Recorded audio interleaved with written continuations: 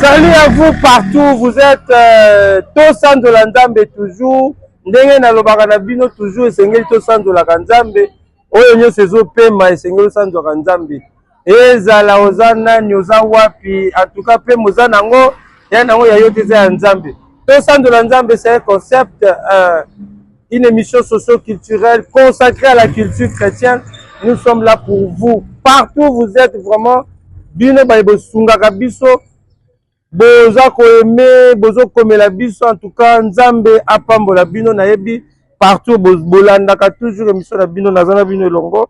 Na memeli bino masolo ya célébration relèvement 2026 toujours ndeka kezalaka relèvement 2026 et utaki ko banda le 11 ezalaki clôturer le 15 février 2026 donc tozalaki wana pe sur place nalakaki bino ke tokozwa kaka suka na yango ezalaki nde célébration relèvement 2026 avec le PGA, le pasteur Gustave Ambenje et na bato na ye tout ba invité ba utaki bipai na bipai bazalaki wana ezalaki vraiment esengo na kotika bino bolanda nano parce que bomonaki bino moko ba artiste oyo batiaki na affiche mais tokamwe etango tokomi sur place ezalaki na ba artiste oyo bawutaki RDC bayakaki oyo bazalaki na affiche te exemple lokola mama na biso Shalida azalaki wana na leli yo Nzambe oyo bokolanda ye na kaka na kati émission à bientôt na otikila bino bas extrait oyo tozwaki ata une minute il y a quelques artistes oyo baprestaki na célébration relèvement 2026 et voilà tokoloba mingi te boyebi bino moko relèvement eza événement monene oyo esalemaka na Brazzaville chaque année oyo ezalaka conduit na ye moko le PGA Gustave Ambenje, le pasteur de l'église Lumière et Salut des Nations.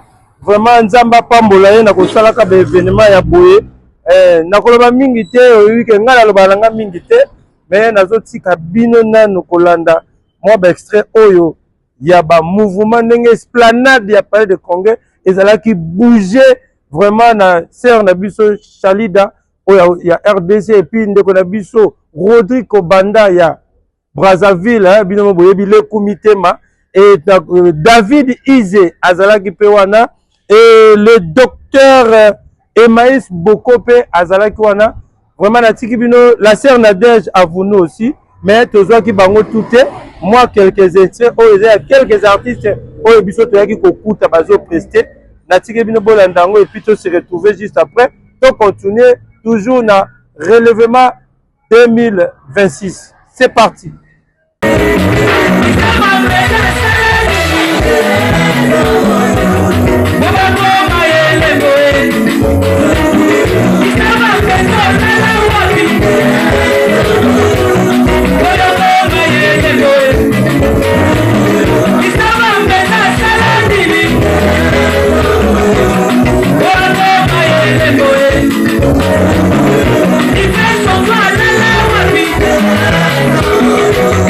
Voy a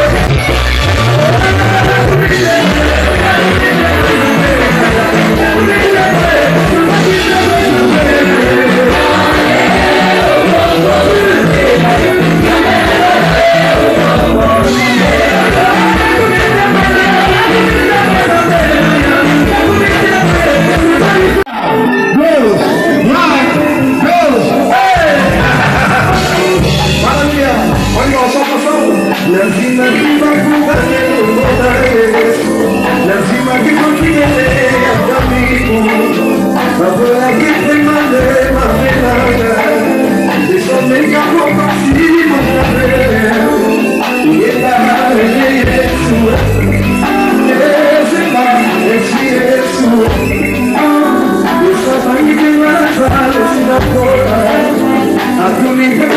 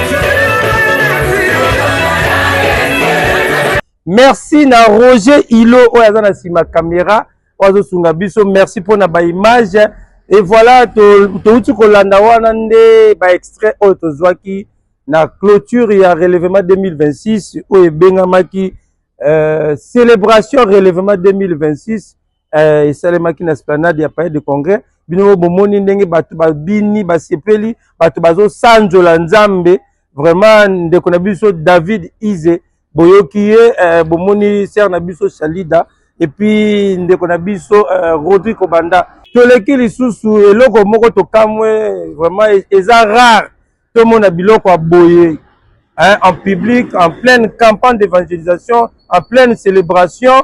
Le PGA, le pasteur Gustave Ambenje a honoré artiste Nabiso oh yuazo sa la biso fierté aza fierté Nabiso libanda ya mboka batu ba reconnaître ye na le trophée Taka d'or artiste Nabiso aza ki honoré bimaki meilleur artiste gospel africaine de l'année 2025.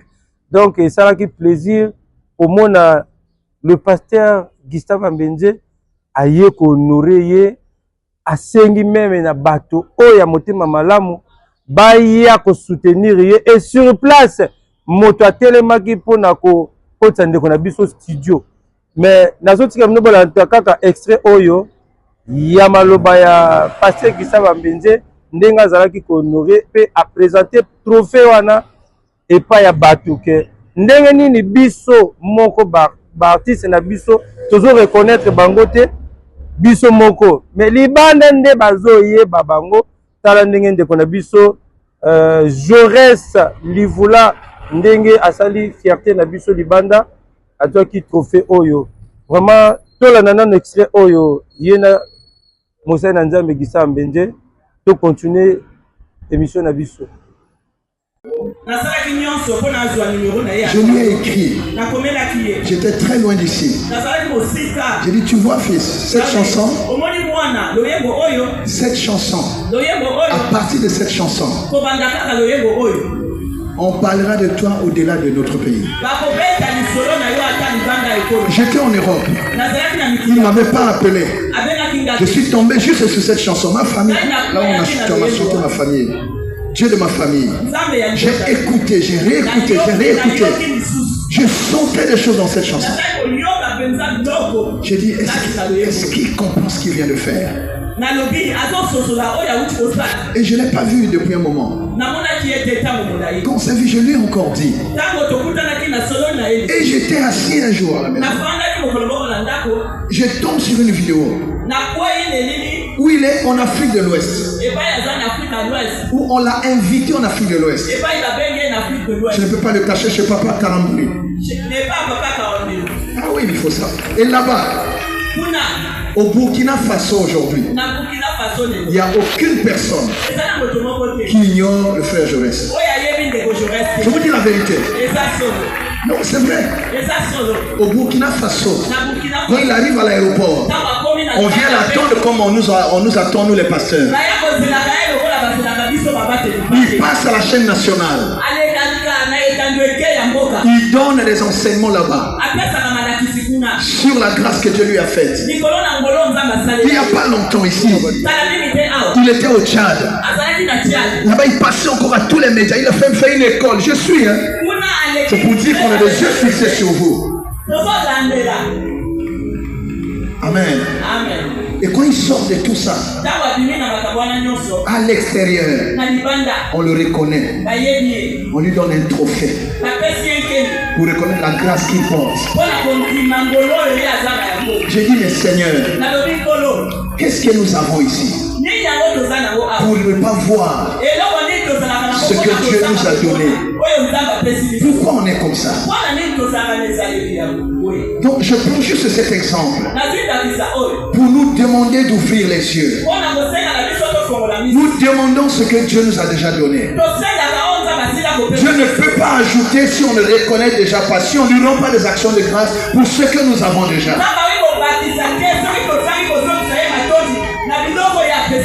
Je parlais avec l'homme de Dieu, l'apôtre Rufin tout à l'heure. Quand notre frère Rodrigue est passé ici, j'ai dit, mais est-ce que nous savons vraiment que Dieu nous a bénis? J'aimerais, Église, j'aimerais bien aimer que nous acclamions le Seigneur, que nous bénissons le nom du Seigneur. Pour la grâce nous entendez. Est-ce qu'on peut se lever pour honorer Dieu? Si au loin on a vu, pourquoi nous ne voyons pas? Pourquoi avoir un témoignage? Besoin d'un témoignage d'ailleurs pour reconnaître ce que Dieu nous a donné.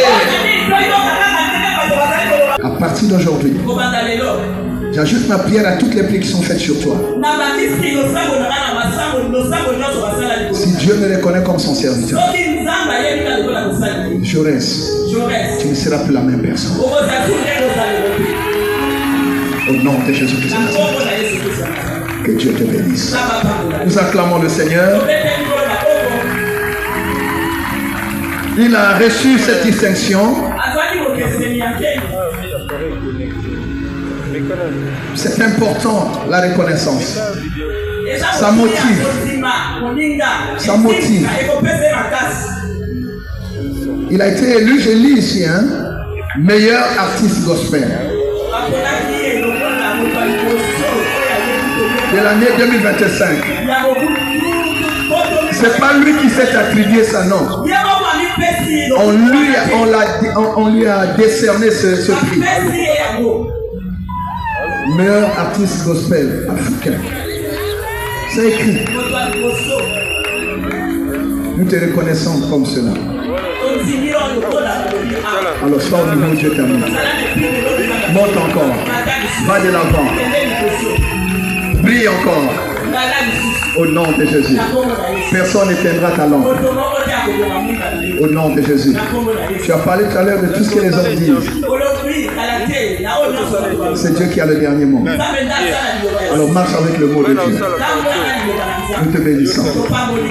Est-ce que l'église du Seigneur est contente pour notre frère? Nous bénissons le nom du Seigneur.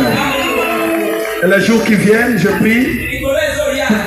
Quelqu'un lui a posé la question, c'était le docteur Ngatier. Est-ce qu'il y a déjà un album? Il a répondu sagement, j'attends le temps de Dieu. Le temps de Dieu est déjà accompli. Dieu va passer par quelqu'un ici pour qu'il entre au studio et que cet album sorte. Il y a quelqu'un ici dont le cœur est en train de battre. Dieu est au ciel. Il agit sur la terre en passant par les hommes. Le temps est déjà arrivé. Que Dieu envoie quelqu'un. Et comme Dieu va envoyer, on va s'associer. On veut.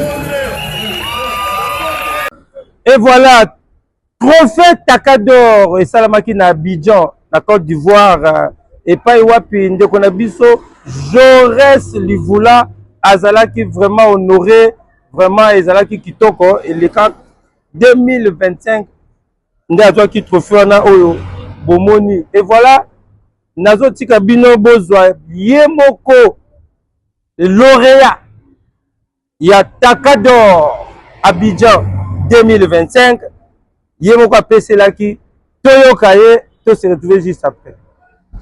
Vraiment, Naza Yakokamwa, Nazang Maloba, ce que mon miso nangai, nana maya miso, et ça m'a moussou nzamba bongi saka, ou la mouille natongo ebagi noté. Sur la mina pesango maloba, le droit parler en français, je manquerai des mots, Nazana malobate, mais Nazali consolé, Nazali encouragé, et n'a pas mon nzambi pour la sensibilité à papa, pe na moté manaye envers ngai, pe envers basali nzaminos. Nous avons appelé ça Ngolou. C'est vrai, Ngolou n'est pas dans une église, mais ce que mon Ngolou ils ont apporté mon nene. Quand on a dépôt, quand on a osé, quand on a fait comme mon dans les lois, batangi comme tatananga parce que ngai moi on a prié, papa nanga accompagné ngai. On a signé le pasteur Nios, on va pas bakanga bana. Pour former bana pour maté, pour que ça bango nzela, mais pour encadrer bango certainement nous avons salambo. Papa Gustave Mbende, nous avons pas molayo. Nous avons abombayo, oyiko kanga pota oyo ezaki na bani belé la motema. Pour régler les problèmes mingi na mbalamoko. Merci. Vraiment, nous avons pas malayo. Dieu nous fera du bien. Trophée, on a Takad d'or. Et ça qui déjà pour soit représentant à chaque pays. sur critères, il fallait que dans le niveau de Mboka Nayo, ça n'a pas de trophée. Puis année 2025, on a gagné que 4 trophées à la Congo Brazzaville en tant que meilleur artiste gospel, le plus congolais, le plus vu à l'étranger, meilleur cantique de l'année, et ensuite meilleur groupe de l'année. Et en gros, c'est là qui va à l'extérieur, précisément la Côte d'Ivoire, les alliés compétition, 27 pays. Donc, on a besoin de la représentant gospel congolais et Nassima, là, on a jury, à s'associer à la vote, il y a public, la qualité à Mosala, qualité à message, impact dans le domaine, on a décerné non seulement pour apprendre talent, mais aussi pour la contour sur la message et Nzembo, visibilité Nzembo, on a décerné un titre. Merci beaucoup, merci Naba Image Roger Hilo, merci Naba Image, vraiment tout ce pays. Félicitations à Bisso na Jaurès Livula, le bien-aimé Binemo Boyebi, lundi, Bola Mwanzambe, mardi, Bola Mwanzambe, Binemo Boyo Kakango déjà, tala lelo yo, Tozo Sepela trophée, 2025, ils allaient en décembre, na Abidjan, Azala qui couronné et meilleur artiste gospel africain de l'année 2025. Vraiment, félicitations à yo, Ndekonabiso Jaurès Livula ici Kozali. Toza de cœur avec toi, tozo soutenir yo, Kende Liboso, Ndengaka, Mose Nanzamba, Pambolio en public, du haut, na podium, vraiment, au Kende Liboso. Et voilà, toye sikoyo na likambo eza ya important. O eza penda ya motuya, nde ya ngwana neti na relèvement esalemaka chaque année. Soki bomona ka relèvement esalemaka chaque année, ezalaka nde pona ko gagner ba âme. Donc objectif na but ya relèvement ezalaka nde ko gagner ba âme. Et voilà, tozo tika bino bolanda extrait oyo. Près de 60 âmes gagnées de la dimanche. Bengi bato ba oyo bandimeli Yesu, près de 60 âmes na mikolo na ba jeune, vraiment esala ke sengo mingi pour fête salami likolo, fête salamaka likolo banji ba sepelaka fête monene soki ata âme moko ebongeli motema.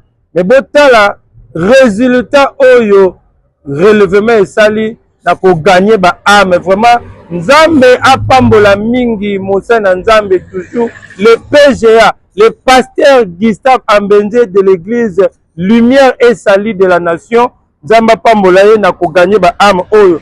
Merci na corps de Christ ya le Congo oyo eyaki ko soutenir na makambo oyo vraiment na relèvement 2026. En tout cas moko la célébration ya kitoko mais eloko ya mutuya yango na otika bino bolana nanu ba âme oyo bato oyo ebele. Près de 60 oyo babongolaki motema bakabaki bomona bango na Yesu. C'est parti. La Bible dit veille à ce que personne ne soit privé de la grâce de Dieu. Toi qui es là, tu vas assister, tu vas accompagner cet homme, cette femme avec ta prière. Dites avec moi, Seigneur Jésus, ce soir, je reconnais que je suis pécheur.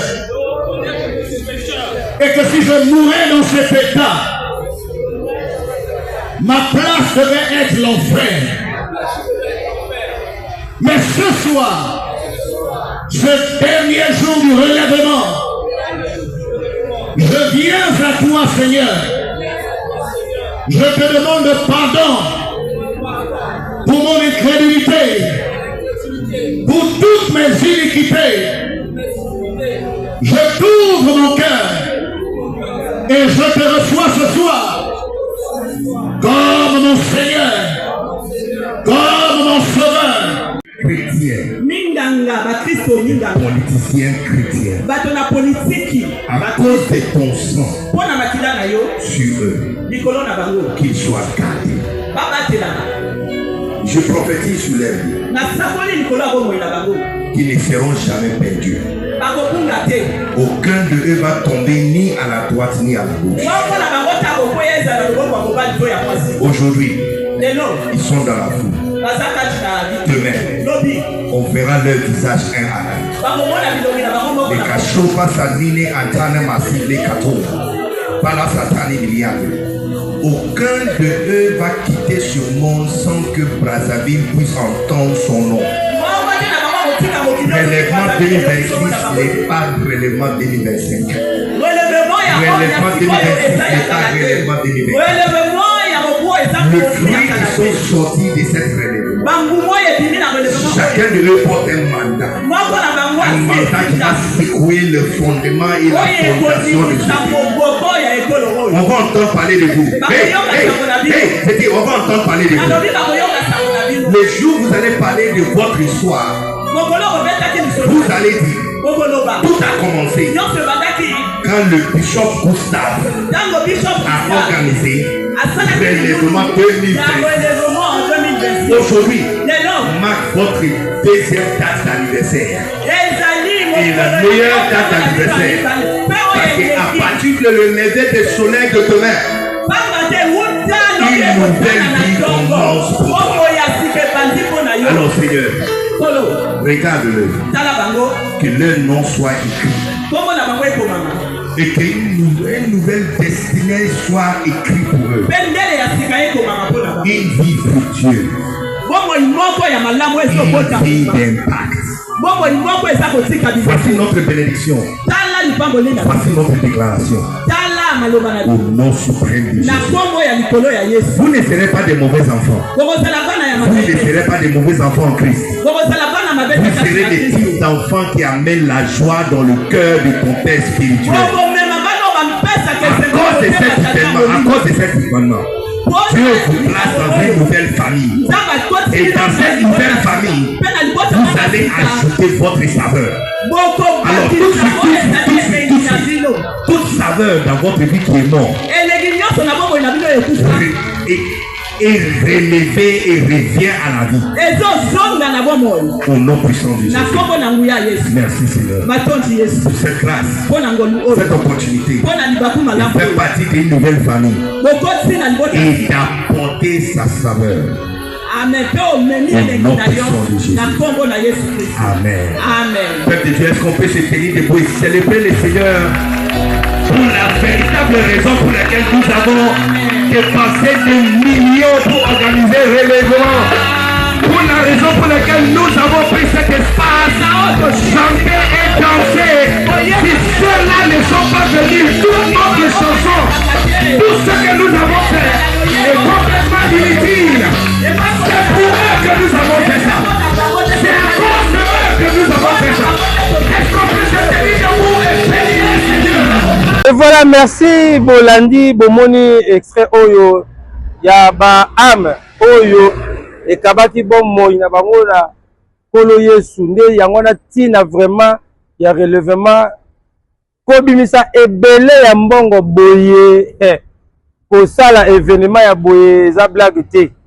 Vraiment, Tala Kaka, Ndenge Ba Am, Eza Ganyende, Tina Yangoana, ce qui totali bien tango, Yesu, Azo Tina, Ba disciple, ezalaki nde pona objectif yango wana tina même but ya évangélisation ezali pona ko gagner ba âme bomoni bino moko ba âme vraiment nzamba pambola vraiment équipe nyonso ya relèvement nzamba pambola le PGA le pasteur Gisa Bambenje mais to soki wana te tozwaki ba impression ya bassin na nzambe mususu o bazalaki na journée ya célébration wana o elekaki dimanche 15 février célébration relèvement 2026 de Masolo Tozana Ango.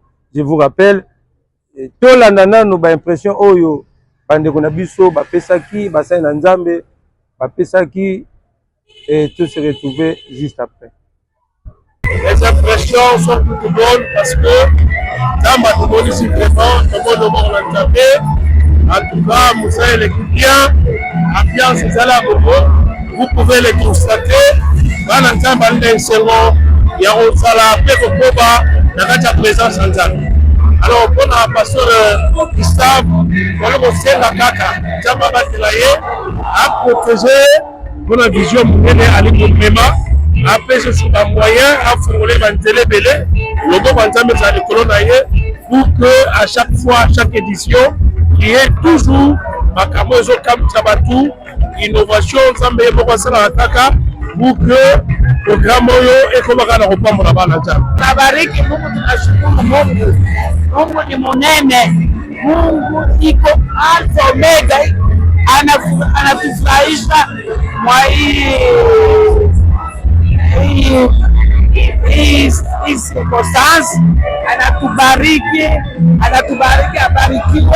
abarikiwe watumishi yake na wote, abariki Kongo Brazzaville, abariki moyo wote kwa jina la Yesu.